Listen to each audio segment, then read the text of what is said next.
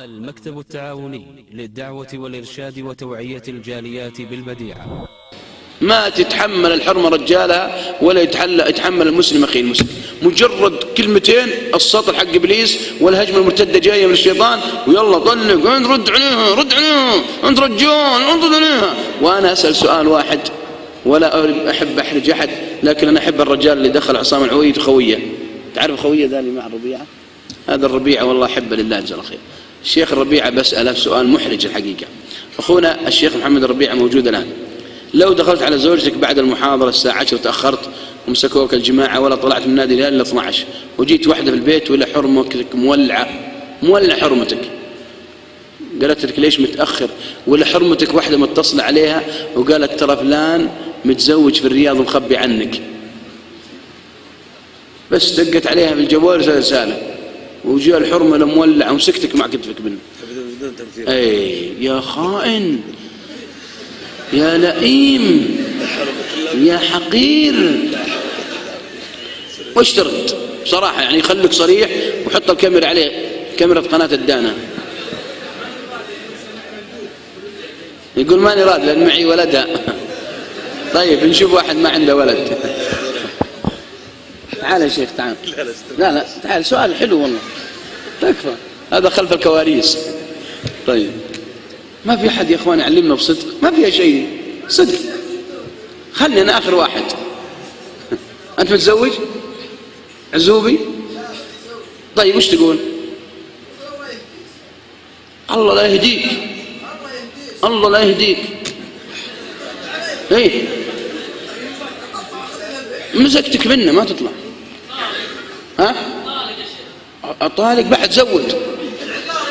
هذا شفتوا، هذا الشيطان مو حاط له كبريت، كب عليه كبريت، كب عليه واللعبه.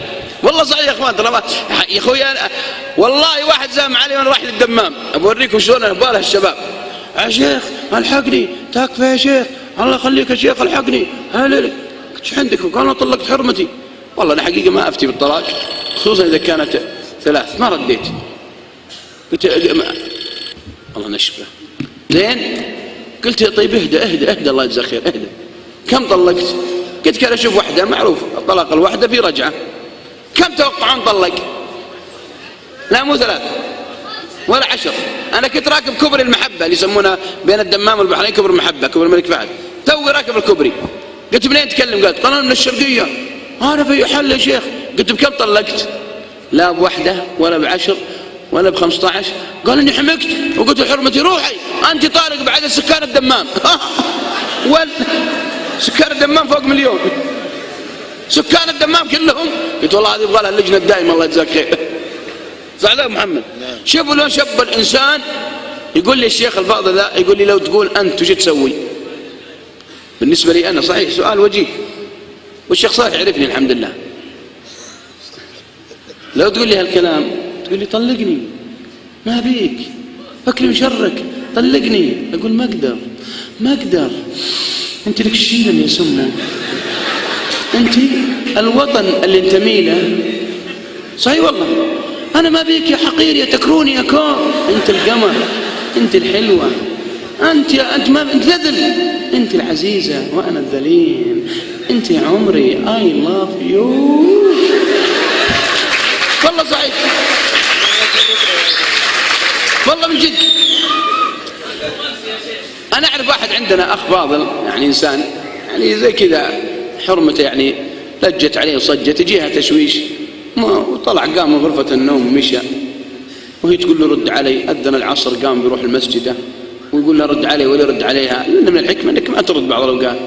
المهم لجت عليه ما يرد عليها، فتح باب الغرفة وطلع وماشي وراه، مشي في الصالة ماشي وراه، نزلت مع الدرج نازلة وراه، نزلت مع الدرج الثاني نازلة ماشية وراه، وصل عند باب الفلة طالعة وراه ورد علي جاوب علي ما يرد ويتلجلج إلين ما طلع في الحوش ماشي وراه. وصل باب الحوش قالت والله العظيم ما تطلع ما ترد علي. تدري وش رد عليها؟ التفت له قال بس قال لها كذا وراح. والله بالله وتالله راح وتصلى بمسجده وقعد يقرأ شوي، رجع بعد ربع ساعة نص ساعة ولا فستق وبندق وشاي وقهوة وفلات. وراح ايش؟